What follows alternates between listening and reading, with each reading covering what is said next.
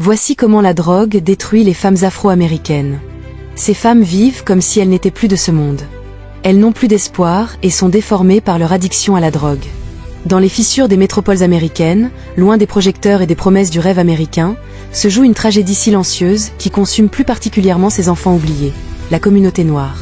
Ce n'est pas une histoire de chiffres ou de statistiques, mais une hémorragie de l'âme, une épidémie de désespoir que la caméra de Stashouze Entertainment refuse de laisser dans l'ombre. L'homme derrière cette page Instagram parcourt les rues les plus sombres, non pas pour exploiter la misère, mais pour lui donner un visage et une voix. Ces vidéos sont un témoignage brutal et nécessaire d'une réalité dévastatrice. On y voit des femmes, majoritairement des femmes noires, et des hommes dont la lumière s'est éteinte. La drogue, les pilules, les substances chimiques ont pris leur beauté, leur fierté, leur humanité. Leurs corps, autrefois pleins de vie, sont aujourd'hui déformés, marqués par les stigmates d'une guerre intérieure perdue d'avance. Ils errent dans les rues, sales, malades, le regard vide, dans un état qui s'apparente à une mort sociale, une existence de zombies où la seule quête est la prochaine dose pour anesthésier une douleur devenue insupportable. Chaque visage a son histoire, chaque cicatrice raconte une chute différente. Il est facile de chercher une seule cause, mais la vérité est un enchevêtrement complexe de traumatismes personnels et de failles systémiques.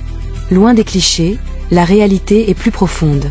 Pour beaucoup, c'est l'héritage d'un racisme systémique qui a brisé des générations, créant un terrain de désespoir et un manque d'opportunités.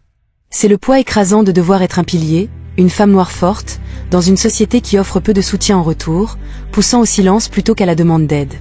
C'est la conséquence d'un État qui a abandonné ses communautés les plus vulnérables, les laissant sans accès à des soins de santé mentale ou à un filet de sécurité sociale. La caméra de Stashouze Entertainment capture ces récits avec une compassion crue. On y entend ce jeune homme afro-américain qui a fui un foyer qui rejetait son orientation sexuelle. En cherchant la liberté, il a trouvé la rue, et la rue lui a offert la drogue comme seul refuge. On y voit ces femmes, autrefois mères, épouses, filles, aujourd'hui contraintes à la prostitution pour financer une dépendance qui est devenue leur seul maître.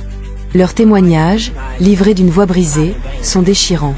Elles décrivent le cercle vicieux, vendre leur corps pour acheter les pilules qui leur permettront d'oublier qu'elles ont dû vendre leur corps, tout en faisant face à la violence des gangs et des prédateurs qui les rackettent. C'est une réalité où la quête d'identité, dans un pays où l'histoire des Afro-Américains a été marquée par la dépossession et la violence, devient une lutte de chaque instant. L'absence de repères solides, la douleur d'un passé qui n'est jamais vraiment passé, peuvent rendre l'évasion chimique terriblement séduisante. La société les a rejetés, opérant une sorte de sélection humaine silencieuse, les laissant pour compte.